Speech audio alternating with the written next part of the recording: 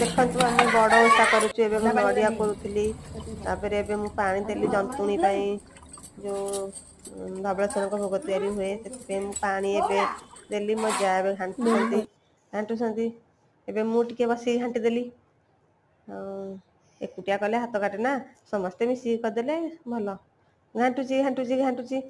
ଆପଣ କହିବେ କେମିତି ଲାଗୁଛି, ଆଉ ଆମ ଓଷା ଆପଣମାନଙ୍କୁ କେମିତି ଲାଗିବ ଆପଣମାନେ କମେଣ୍ଟରେ ଜଣେଇବେ। ଏବେ ମୋ ଯା ଆମର ଯେଉଁ କରନ୍ତି, ଯେଉଁ ଗଜ ତିଆରି ହୁଏ, ସେଥିପାଇଁ ଏବେ ଆମ ଚାଉଳ ଜନ୍ତା ହେଉଛି।